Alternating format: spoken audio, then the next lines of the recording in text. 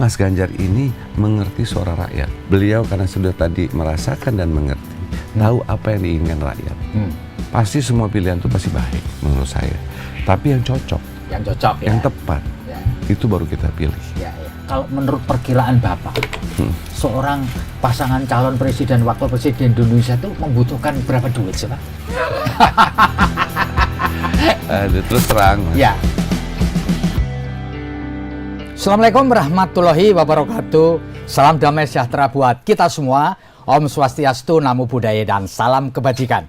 Saya Feby Mahendra Putra, Direktur Pemberitaan Tribun Network. Tribuners, Ganjar Pranowo telah ditetapkan sebagai bakal calon presiden pada 21 April 2023 oleh Ketua Umum PDI Perjuangan Ibu Megawati Soekarno Putri. Dan meskipun sampai sekarang belum jelas siapa pasangan beliau, namun PDI Perjuangan bersama partai koalisinya telah membentuk tim pemenangan nasional Ganjar Pranowo yang dideklar pada 4 September 2023 yang lalu. Mengejutkan, Pak Arsyad Rashid sebagai Ketua Umum Kadin diminta untuk menjadi Ketua Tim Pemenangan Nasional Ganjar Pranowo, dibantu oleh sejumlah tokoh, diantaranya adalah Jenderal Purnawirawan Andika Perkasa, lalu ada Komjen Gatot Edi Pramono, juga ada Tuan Guru Bajang dan Wakil Menteri Pariwisata Ekonomi Kreatif yaitu Angela Tanusudibyo. Dan untuk ngobrolin sebenarnya apa sih TPN dan apa pula yang akan dilakukan, telah hadir bersama dengan saya Pak Arsyad Rashid. Saya akan sapa beliau. Assalamualaikum, Pak. Waalaikumsalam, Mas Feby. Bagaimana kabar, Pak? Baik, sehat? Harus sehat. Sihat. Pak Arsyad, terima kasih.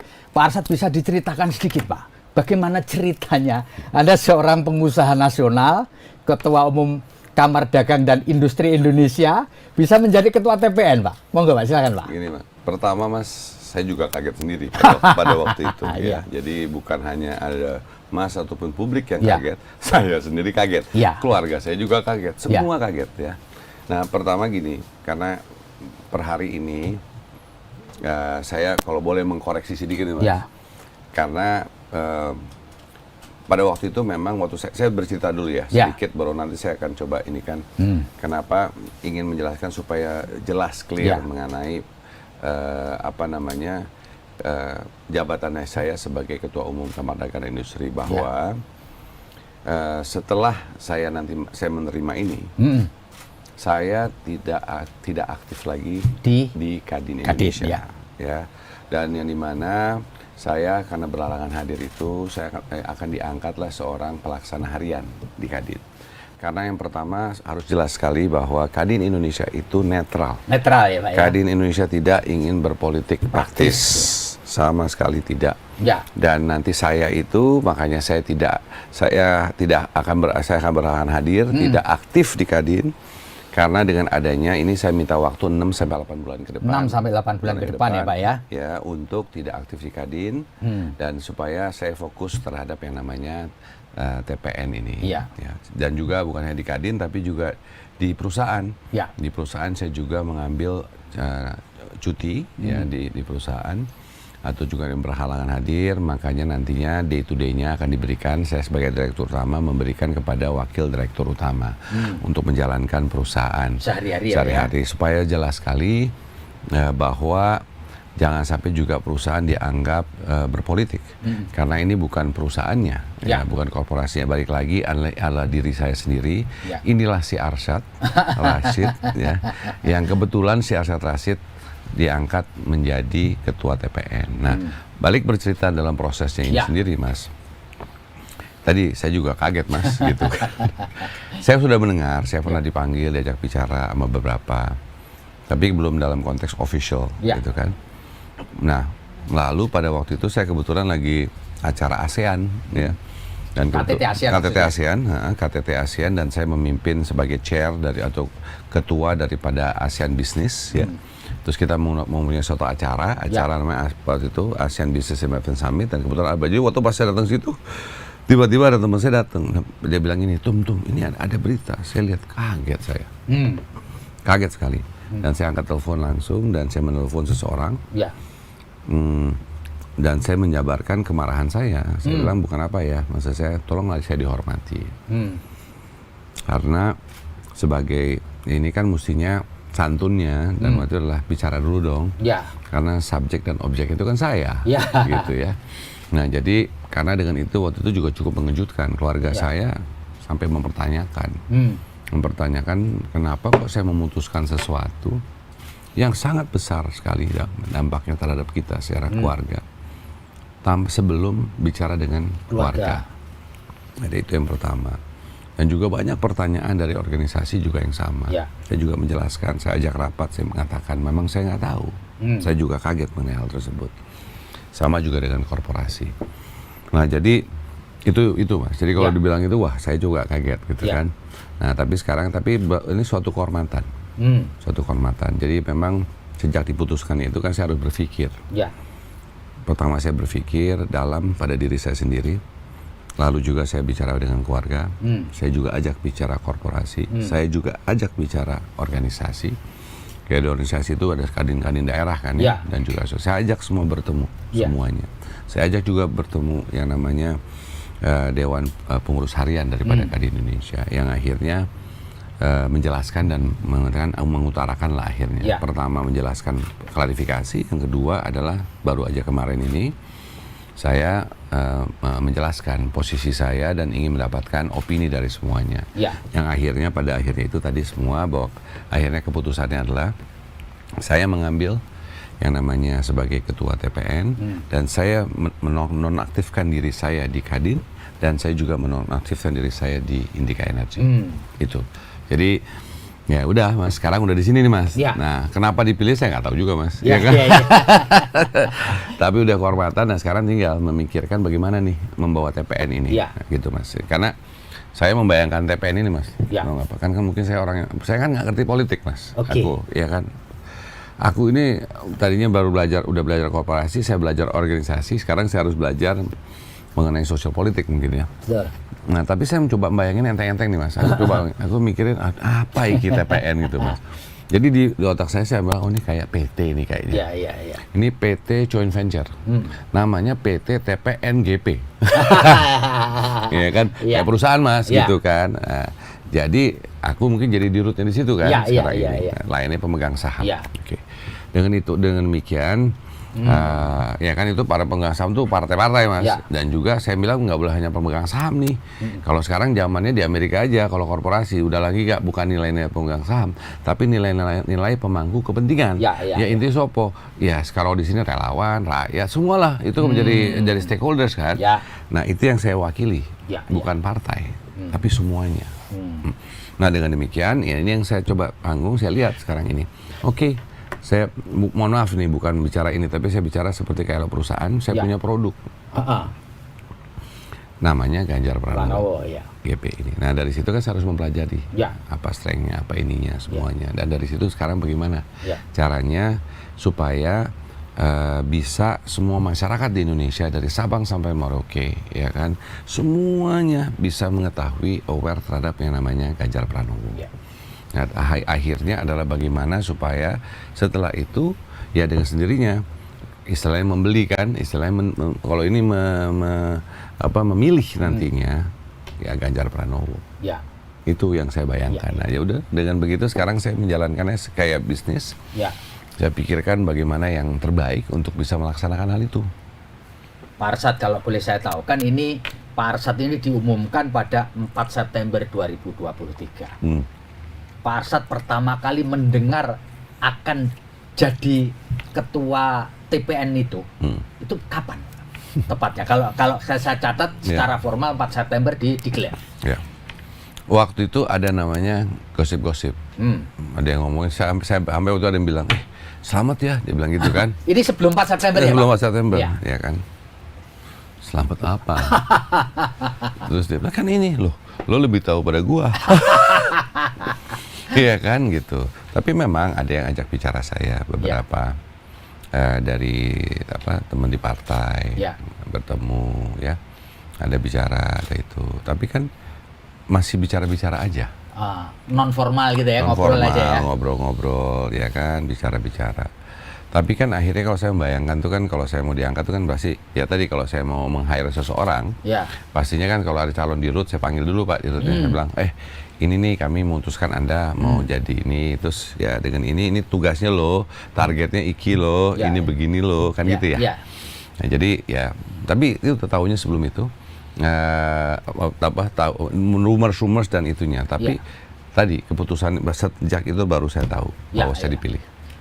Pak Arsyad, boleh tahu dong kapan Bapak bertemu Ibu Megawati terkait ini TPN ini? TPN ini. Saya ketemu dengan Ibu Mega setelah itu kan. Kan kalau ketemu sama Ibu ngobrol-ngobrol ya iya kan. Jadi ngobrol-ngobrolin pasti ya kan, tapi tidak pernah berbicara spesifik mengenai mengenai TPN itu sendiri ya kan. Jadi buat saya gini, semua seperti Ibu Mega itu kan seseorang yang saya pikir juga mentor ya, yang kita dengarkan, kita inikan karena wisdom dan pengalaman beliau dan semua gitu. Sama seperti juga dengan Pak Jokowi, sama seperti juga dengan yang lainnya. Karena ini adalah bapak-bapak ibu bangsa kita. Jadi buat saya ya saya mau ngobrol sama semuanya, tapi nggak pernah spesifik mengenai hal TPN ini. Tapi setelah diumumkan Mbak ya, setelah ketemu. Jadi katanya tuh prosesnya mestinya pada waktu itu tidak demikian. Prosesnya waktu itu memang ada rapat tertutup waktu itu, yang dimana nantinya saya akan dipanggil, lalu diajak bicara. Tapi ternyata mungkin banyak yang ternyata ya tadi terjadinya tidak demikian, ya kan? Ya tidak apa-apa, ya udah nasi sudah jadi bubur, gitu kan. It's okay. Move on. Pak, seberapa dalam Pak Arsyad mengenal Pak Ganjar Pranowo, Pak? Ya, saya udah kenal cukup lama. Cukup lama ya Pak ya. Nah, cuman memang akhir-akhir berapa lama ini memang saya lebih mendekat pada Pak Mas Ganjar, dan coba bicara dengan beliau, dengarkan gitu-gitu, dan saya cukup amazed ya bahwa beliau pemikirannya cukup dalam, dan buat saya sangat cerdas ya, dan melihat sesuatu itu yang paling mengesankan saya satu sih. Apa itu Pak? Itu gini loh, mungkin saya aja ya alhamdulillah mungkin keluarga saya waktu itu ayah ibu anggaplah kelas menengah Mas. Sedangkan Mas Ganjar sendiri pada waktu itu mungkin lahir di keluarga yang sangat tidak semampan keluarga saya. Sederhana lah Pak ya. Yang dimana beliau itu merasakan proses kehidupan Mas. Dari bawah ya, dari seorang rakyat lah istilahnya, rakyat bawah yang naik merasai suatu proses. Jadi yang saya mungkin kalau saya juga sekarang mesti mengingat pada diri saya, karena mungkin saya mengetahui masalah dan segala macam. Tapi yang paling hebat, paling mesti ada itu kalau ada merasai. Kalau merasai itu membuat keputusannya lebih pas gitu loh, ya kan. Makanya saya selalu kalau mau memutuskan sesuatu saya datengin, saya liatin, saya ini kan gitu. Nah, Mas Ganjar ini mengerti suara rakyat. Oh gitu. Ya. Nah, lebih lanjut lagi sudah mengerti dan mau tahu apa yang rakyat butuhkan. Nah, ini dengan perasaan Mas, bukan hanya istilahnya tahu-tahu doang karena informasi dikasih tahu, merasai. Nah, ini penting buat saya. Seperti Pak Jokowi. Ya kan, Pak Jokowi kan juga gitu, datang dari bawah menjadi entrepreneur ya, dan akhirnya menjadi wali kota dan lain-lain. Nah, Mas Ganjar juga suatu proses kehidupan dia. Dia hidup waktu mulainya masuk ya kan di PDIP juga dari bawah mulainya. Itu dia meranjak ke atas mulai dari akhirnya masuk dari DPR, ya kan, udah dua terms, masuk jadi gubernur, dua terms juga kan gitu. Jadi secara tatanan, satu proses, beliau mempelajari proses itu. Pertama proses bagaimana regulasi dibuat, kebijakan-kebijakan yang ada di DPR, beliau mengerti prosesnya bagaimana, apa yang dihadapi. Lalu ke gubernur, itu kan provinsi, dia mengetahui bagaimana birokrasi, bagaimana harus berbicara, bagaimana menata itu. Jadi menurut saya adalah sempurna dalam arti kata. Dan sekarang selanjutnya mendapat tantangan untuk menjadi seorang presiden. Saya rasa sudah waktunya untuk beliau, dan saya senang sekali. Ya tadi umurnya bedanya nggak jauh sama saya Mas. Kalau nggak salah beda setahun sama saya, beliau lebih tua setahun gitu. Gitu. Itu ya Pak ya. Pak Arsyad kan juga mengenal Pak Joko Widodo sebagai presiden, tentu lah ya Pak. Pak, ketika Bapak diminta menjadi ketua TPN, Bapak notifikasi pada presiden nggak Pak? Loh, Mas, pertama begini, kalau saya membayangkannya gini, orang kadang pertama ya Mas ya, Ya. saya kan mau diangkat ya, ini jadi yang samanya tadi ya, menjadi ketua TPN. Ya. Anggaplah suatu perusahaan kan Mas. Ya. Setelah itu yang saya akan menangkan itu akan menjadi seorang presiden, ya kan? Ya pastinya buat saya Mas ya, seperti kayak perusahaan ya. Perusahaan itu kalau saya punya anak perusahaan nih Mas, misalnya.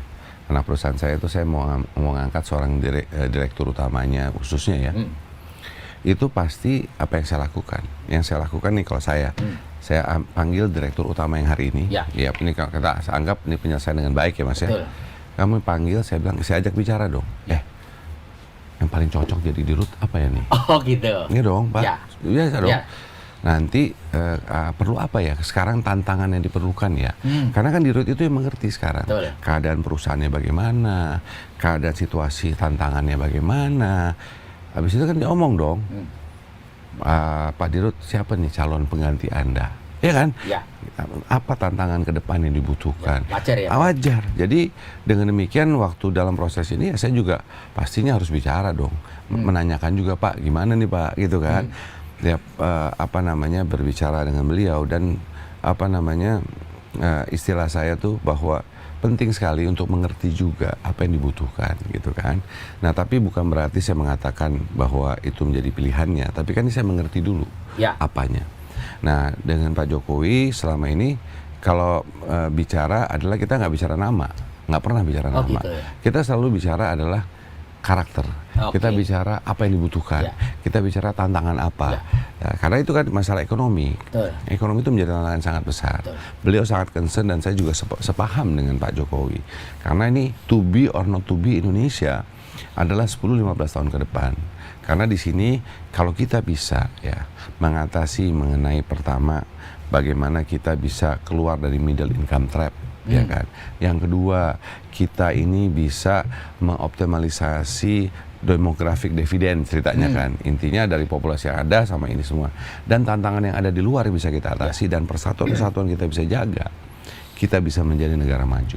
Dan kita bisa membuat nama rakyat kita lebih sejahtera, lebih makmur dan penuh keadilan.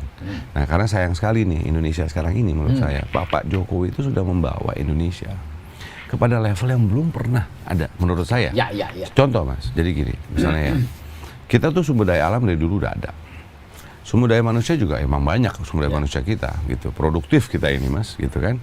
Nah, yang belum ada dan mendapatkan totalitas itu mengenai kepercayaan dunia. Nah, sekarang kepercayaan dunia terhadap Indonesia sejak Pak Jokowi, apalagi misalnya G20 bagaimana, G20, ASEAN-nya sekarang semuanya. Semua itu percaya dengan Indonesia. Nah, ini modal utama. Jadi kalau bisnis ya, kalau usaha, yang paling penting itu apa? Kepercayaan, trust. Kalau nggak ada kepercayaan susah kita berbisnis, Mas. Nah, sama dengan negara. Ya kan, sekarang kita dapat kepercayaan, sayang sekali. Makanya kita harus memastikan dan akhirnya menentukan pilihan. Ya, pasti semua pilihan itu pasti baik menurut saya. Tapi yang cocok, yang tepat, itu baru kita pilih. Pak Arsad, jadi setelah menotifikasi itu tadi perumpamanya pada Pak Jokowi, feedbacknya apa Pak? Bukan ini, tadi kan saya nggak pernah bicara nama, kita nggak pernah bicara itu. Tapi kan Pak Jokowi pasti tahu dong Pak Arsad di PT NGP. Kan Mas menanyakan kepada saya adalah sebelum tanggal itu ya kan. Ya kan saya bilang tadi kalau sebelum tanggal tersebut nggak ada yang tahu juga Mas.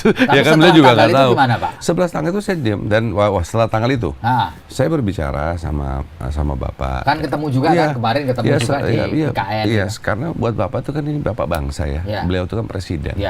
Nah buat beliau siapapun yang mau melakukan suatu proses ya kan untuk membantu bangsa ini ya kan beliau pasti mendukung kan karena yang beliau inginkan adalah begini loh menurut saya sih inti ujung-ujungnya gini Mas, kita ini udahlah cukup yang namanya ribut-ribut politik menurut saya. Kita bikin asik-asik dong politiknya.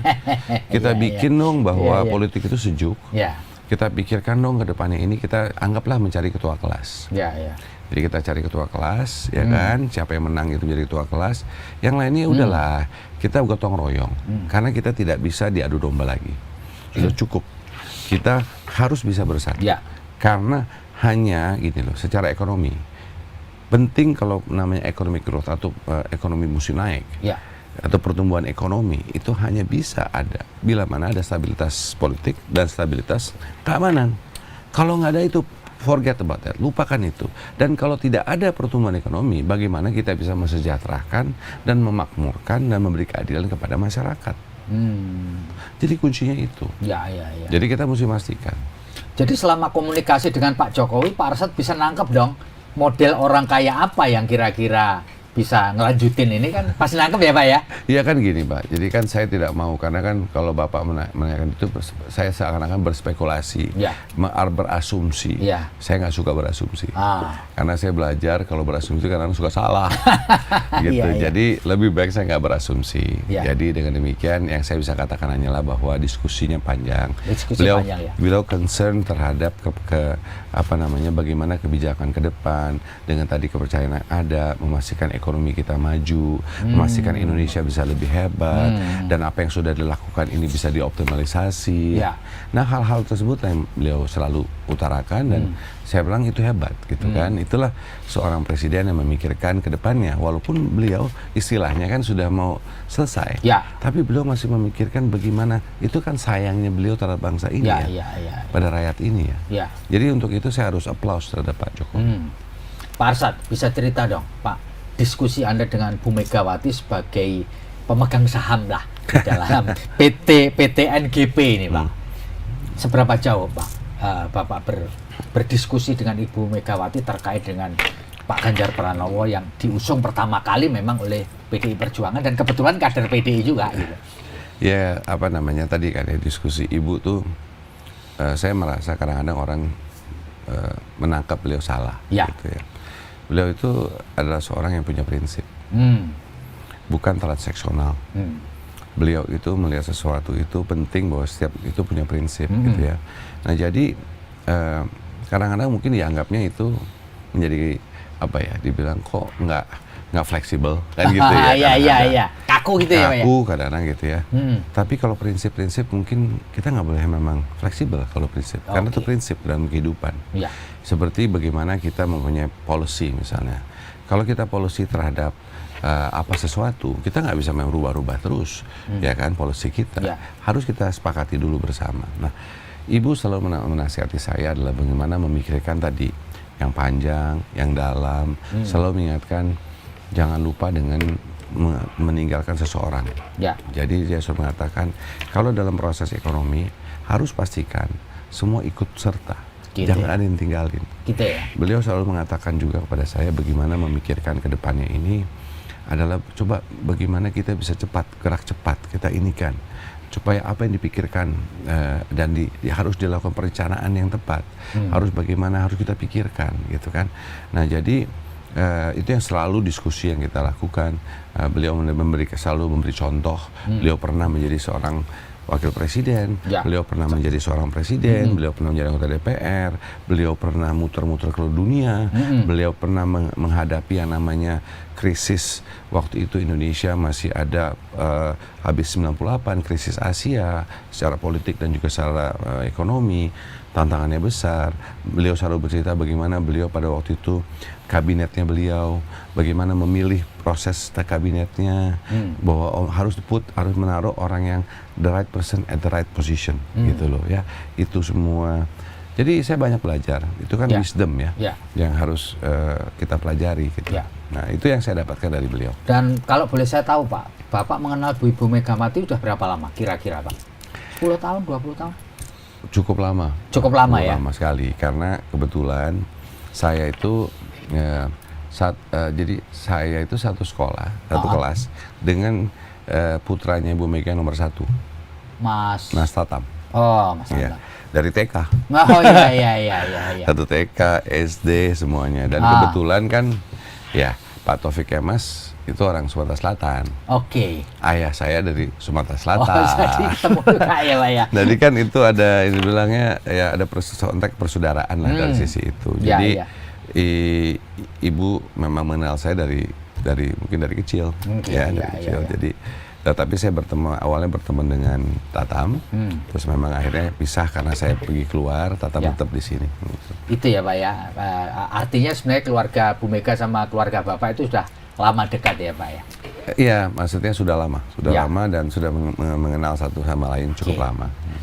Pak Arsad, bahwa pemilu kali ini beda dengan pemilu lain karena incumbent nggak ikut, ya kan? Ini semua baru gitu ya Pak. Pak, kalau boleh saya tahu, demokrasi pemilu di Indonesia ini mahal banget, betul nggak Pak? Bapak setuju nggak dengan itu Pak? Setuju, mahal. Ya. Nah, tentu politik ini membutuhkan logistik gitu ya. Dan kebetulan kan Bapak seorang pengusaha gitu. Ngaturnya gimana ini Pak? Ini seluruh Indonesia loh Pak ini. Jangkauan kita kan setidaknya Pak Ganjar harus mengunjungi seluruh wilayah Republik ini. Kan begitu kan? Yes. Gimana Pak itu Pak? Ya kan bukan Mas Ganjar aja, tapi semua calon harus mau nggak mau kan ya kita melakukannya. Ya kita harus mencari sesuatu. Jadi gini lah. Pertama bicara mengenai ini kan suatu proses demokrasi. Ya. Nah, jadi walaupun bagaimana prosesnya memang harus kita lalui. Ya, betul. Pemilihan harus ada. Dan akhirnya memang karena Indonesia ini adalah bentuknya archipelago. Ya kan? Memang jadi jauh-jauh. Ya kan, mesti muter dan segala macam logistiknya. Tapi kan alhamdulillah dan juga ya syukurilahnya adalah bahwa sekarang ada digitalisasi, ya kan? Dengan digitalisasi ini kan sekarang ada bisa video bisa melihat pakai ya kan WhatsApp itu aja WA video bisa segala macam. Metodenya macam-macam, ya kan? Dia pasti harus hadir. Tapi kan juga bisa menggunakan tadi metode sarana teknologi digitalisasi ini yang bisa kita gunakan. Tapi perlu nggak sih nanti TPN ini nyewa nyarter pesawat khusus gitu Pak supaya mobilitasnya kan masuk akal loh Pak. Kalau kita pakai kendaraan reguler nggak mungkin lah Pak nyampe Pak di seluruh ini. Apa perlu nanti disiapin helikopter khusus atau pesawat charteran khusus gitu Pak? Begini Mas, itu semua harus didasari dengan suatu analisa keputusan. Oke. Ya kan? Analisanya apa? Misalnya nih, oke, kita mau berangkat di sini, kita lihat nih schedule-nya begini, ya kan? Kita lihat, oke, schedule pesawat bagaimana, ya kan, yang regular begini, ya kan? Kita lihat lagi, kita tahu biayanya berapa dah. Saya orang yang biasa menganalisa, namanya biaya dan cost kan Mas. Iya harus ya. Iya Mas, kalau enggak gimana Mas? Kita kan mencari cost yang semurah-murahnya untuk menjual semahal-mahalnya, kan gitu kalau jualan ya. Betul, pengusaha. Nah ini kita mencari yang paling efisien, paling efektif. Kita akan buat keputusan, tapi keputusannya nggak bisa bilang, oh iya tidak, nggak bisa. Tapi ada analisa, ada dong Mas. Kalau nggak ada analisanya, kita cari yang paling cost efektif, yang paling efisien, yang udah efisien and efektif. Itulah yang menjadi suatu keputusan nantinya. Iya. Pak, ini sering orang bertanya, TPN ini nanti ngurusi gagasan apa enggak? Iya dong. Oh, jadi nanti yang akan menyusun gagasannya apa itu termasuk TPN ini ya, Pak? Oh, gitu ya. Ya, setahu saya begitu. Iya, Mas. Karena gini, ujung-ujungnya kan gini ya. Kami ini bukan mewakili partai. Kami ini adalah bahwa partai-partai bekerja sama membuat TPN. Betul Mas ya? Ini milik partai, betul. Iya. Betul. Tapi kan beda ya Mas, kalau ini adalah milik bersama. Ini kan adalah juga ada relawan dan lain-lain. Sekali saya mengatakan nilai-nilainya ini bukannya pemegang saham, tapi pemangku kepentingan. Seluruh pemangku kepentingan. Ya kan? Nah, dengan demikian, udah sekarang ini buat saya adalah menjalankan semuanya. Untuk buat ini kan mesti ada jelas Mas Ganjar ini bagaimana ke depannya visi misinya gimana. Tapi kan harus kita gali. Semua itu sudah Mas Ganjar sudah ada sebetulnya di dalam. Semua udah ada Mas. Perlu dirumuskan aja, ini kita menggabungkan dari apa yang isi hatinya, pikirannya, kita kumpulkan, kita jabarkan. Ya kan? Berarti nanti si TPN juga mengelola tim think tank gitu ya Pak ya? Iya dong, harus dong Mas. Kalau nggak gimana? Karena kan, tapi ini kita maunya nggak boleh eksklusif Mas. Saya udah bilang nanti untuk ide itu harus inklusif, semuanya. Semuanya harus ikut. Ayo kasih masukan, monggo. Siapapun mau ngasih masukan monggo. Karena penting, karena ini kan bicara ini kita bicara bangsa, kita bicara Indonesia. Yang kita perdebatkan, yang kita akan lakukan, ini adalah hal yang akan kita melakukan ke depan untuk bangsa ini. Iya. Pak Arsad. Apakah TPN ini juga nanti ngurusin siapa sih yang akan mendampingi Pak Ganjar jadi cawapres atau enggak di luar TPN? Enggak, itu kita dong, mesti juga. Ngurusin juga. Enggak, ngurusin gini Mas. Nah, itu nggak membicarakan kayak perusahaan misalnya gini. Ini ada calonnya. Ya kita kan mesti menganalisa calon A, B, C, D. Ya kan? Kita lihat dong Kita mau lihat dari semua perspektif. Misalnya ya bisa dilihat satu dari misalnya survei. Ya, kita betul. Survei kan? satu ya referensinya ya. Kompetensi. Ya kan, apa aja yang bisa diisi. Ya kan, segala macam mesti ini. Karena kita gini, Mas. Dua hal kan. Satu, menangan. Tapi yang lebih penting lagi bagaimana rakyat Indonesia harus menang. Oh gitu. Itu penting loh. Ya. Jadi apa? Kita harus memikirkan bukan hanya untuk menang saja, Ya. tapi untuk memenangkan rakyat Indonesia. Ya. Untuk itu berarti kita harus mikir jangka panjang juga. 5 tahun ke depan mau ngapain aja. Itu harus dipikirin kan, ya kan? Nah, jadi bukan hanya untuk menang, tapi untuk memastikan bukan memenangkan Ganjar, saya memenangkan rakyat Indonesia gitu. Nah, itu jadi yes Mas, itu nanti kita akan menggodoknya, kita akan milih siapa yang paling cocok, kita ini, tapi nanti kita jabarkan. Ini, ya jelas dong Mas, yang harus pertama ditanya adalah capresnya. Ya. Karena bakal jadi partner ya Mas. Ya, betul. Jadi partnernya kan. Nah, itu. Lalu ya para stakeholders, iya dong. Ya tadi, semua partai ditanya, ini begini. Kita akan jelaskan nih, melihat survei gini, kalau kita lihat dari kompetensi gini, kita lihat dari perspektif ini begini. Habis gitu, pastikan setiap keputusan objektif dan subjektif. Tapi sebenarnya pilihannya sudah ada belum Pak sekarang? Ya kan banyak sebenarnya Mas. Mas udah baca di koran, saya juga baca banyak. Oh, Iya jadi dong. pilihan-pilihannya Ya, sudah pilihannya, ada ya? kita kan mesti jabarin semuanya Mas. Ya. Si A, si B, si C, semua kita jabarin. Tapi ada deadline-nya nggak Pak? Kan 11 sudah ada pasangannya. Ada deadline-nya nggak? Atau Mas, sampai pada nggak, pendaftaran dibuka? Ya kan, ya tadi, kalau dibilang deadline, ya kita lihat dong deadline-nya kan registrasi. Oke, Ya jadi kan? registrasi itu Itu deadline-nya. deadline. Tapi kalau memang sudah analisa itu sudah siap dan segala macam, akhirnya capres dan juga para partai ketua umum semua sudah mengatakan, mari kita putuskan, kita jabarkan ini semua. Kenapa bukannya lambat ya Mas ya? Ya. Karena kan harus berhati-hati. Memikir itu harus seksama. Karena tadi bukan hanya untuk memenangkan. Ya. Tapi juga harus bagaimana menjadi partner Mas Ganjar, misalnya contohnya, untuk selama 5 tahun ke depan. Ya kan ini penting loh Mas. Jadi kita nggak bisa sembarangan loh, Ya, milih-milih doang kan. Ya. Jadi dibilang, oh ya usaha itu aja sih, itu nggak bisa gitu dong, ya kan. Nah kita menjabarkan, tapi tadi keputusan akhir ada di pas capres bersama dengan ketua umum yang lain, ya kan. Itu saya kan membuat paparan. Ya. Pasti dengan sini saya bilang ini begini, penilaian kami ini, pendapat kami ini, ya kan. Parsad tadi kan Parsad mengatakan bahwa pemangku kepentingan harus ditanya. Kalau begitu Presiden Jokowi perlu ditanya juga dong Pak. Oh, Pemangku kepentingan juga kan Pak Jokowi. Mas, makanya dari tadi saya udah bilang, saya menjelaskan bahwa tadi kalau saya mau milih Dirut Mas, anggaplah Presiden itu Dirut Mas. Ya. Ya, saya mau milih Dirut baru Mas.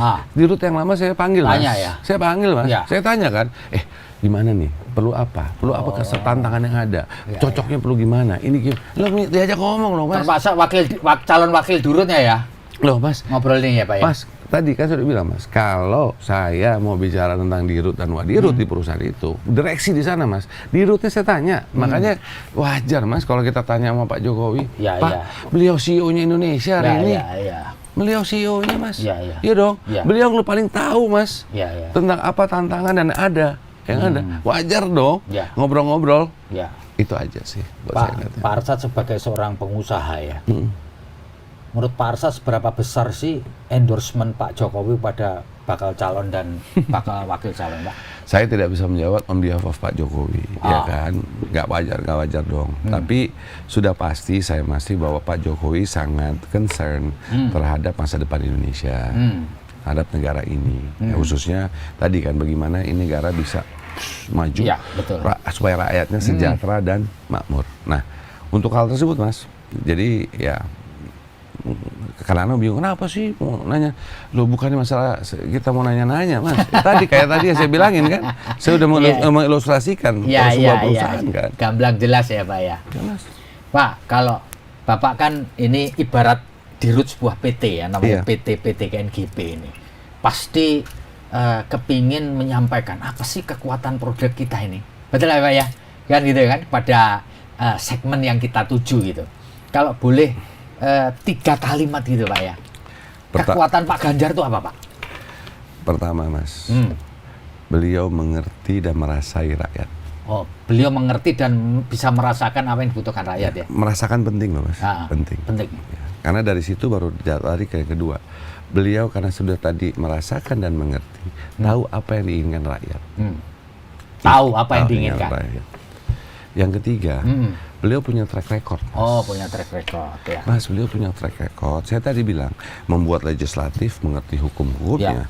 Lalu selama 10 tahun menjadi CEO-nya Jawa Tengah. Banyak hal yang beliau sudah lakukan, ya kan? Nah, dan beliau ada track record yang jelas di situ dengan apa yang beliau sudah lakukan. Kan gitu, Mas. Ya. Nah, jadi dengan demikian tadi 3 hal tersebut. Ya. Pak, Bapak tentu sebagai seorang pengusaha pasti mempelajari data ya, Pak. Betul ya, Pak? Data, seluruh data dipelajari gitu ya, termasuk logistik, Pak. Kalau menurut perkiraan Bapak, seorang pasangan calon presiden, wakil presiden Indonesia itu membutuhkan berapa duit sih, Pak? Terus terang, Mas. Ya. Saya ini lagi baru saya bilang kan, Mas, saya baru mengatakan iya. Ya kan, dari proses yang ada.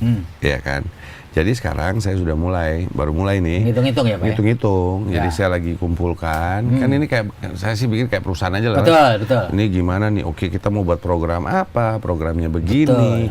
Dengan demikian berapa biayanya, segala macam. Nah, ini lagi kita kumpulkan. Jadi nanti ada budgetnya.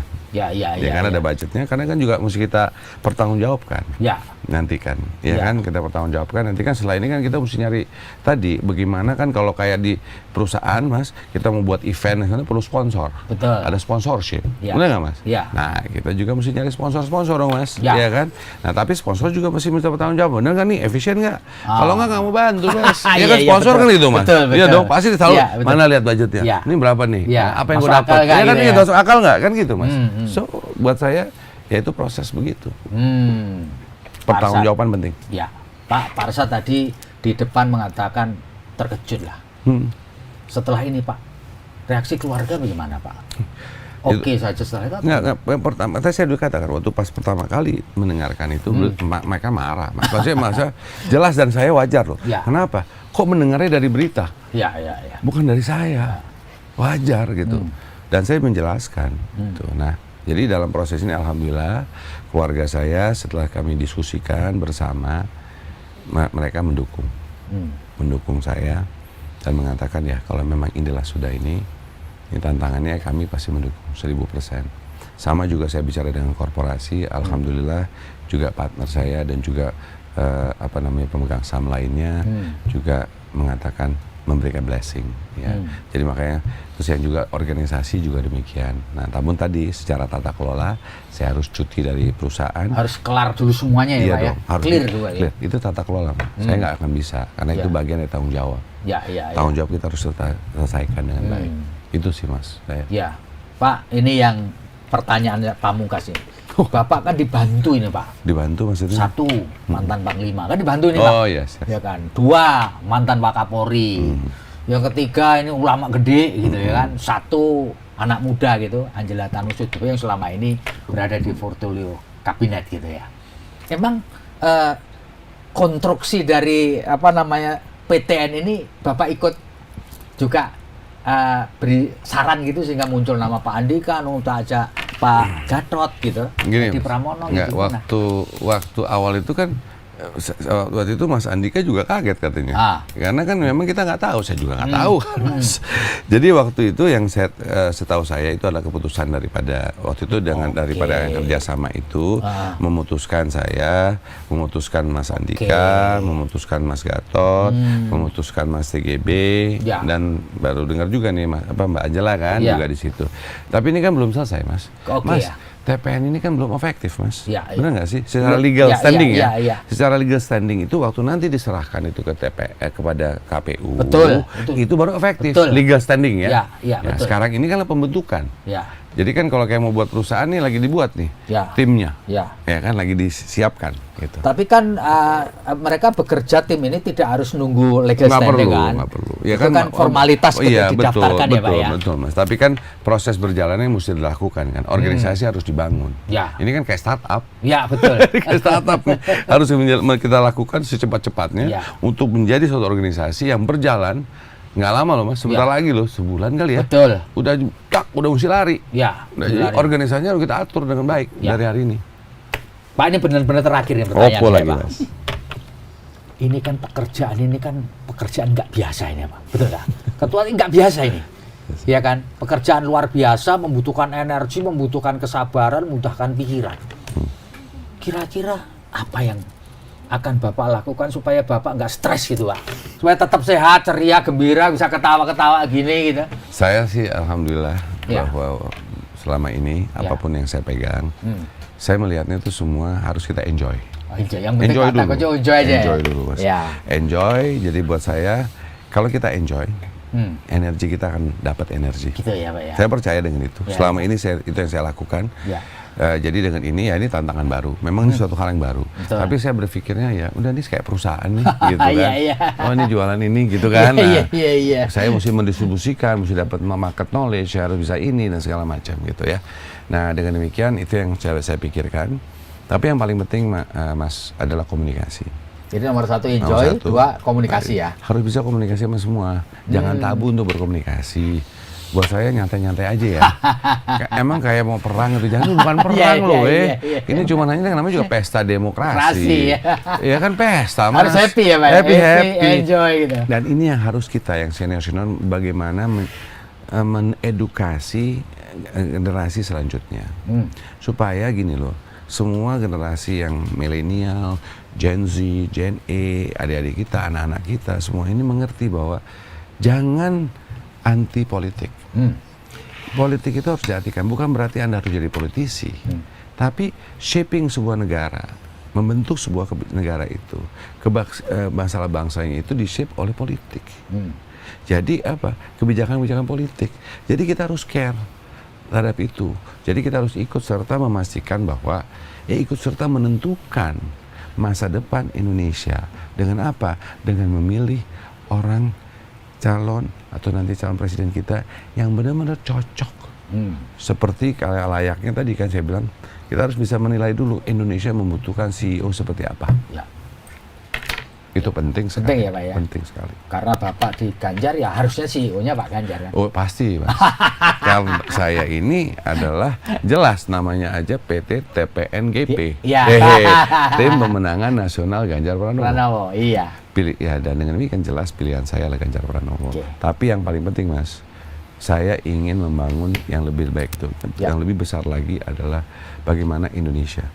Dan kita harus bisa gotong royong, jangan ribut, pastikan kita kerjasama supaya kita bisa menuju persatuan-persatuan kita penting untuk menuju Indonesia Emas tadi. 2045 Pak ya? Ya, jangan sampai 2045 kalau bisa lebih cepat. Kalau bisa lebih cepat kenapa? Karena kesejahteraan dan kemakmuran Ya. bangsa Mas. Ya. Gitu. Jadi kita harus pastikan. Nah, kalau memang ini saya juga mohon doa. Ya. Doa restu dan kalau ada yang pendengar dan ini yang penonton di sini saya juga minta doanya. Karena ini satu tantangan besar dalam hidup saya. Apa yang mau saya lakukan ini adalah suatu, kalau dibilang proyek yang paling terbesar mungkin saya hadapi. Dan ini kan untuk memberikan bagian daripada kontribusi saya kepada bangsa ini, Mas. Bisa legacy Bapak ke depan ya? Ya, paling dikit bisa cerita. Iya. Baiklah, Pak Arsad, Rashid, terima kasih banyak ngobrol kita Masih, Mas. kesempatan kali ini. Masih, Mas. Saya Feby Mahendra Putra pamit undur diri. Moga-moga obrolan kita kali ini memberi manfaat buat kita semua. Assalamualaikum warahmatullahi wabarakatuh. Salam damai sejahtera buat kita semua. Om Santi, Santi, Santi Om. Namo Buddhaya, salam kebajikan dan jangan lupa tetap bahagia dan enjoy. Jangan lupa subscribe ya.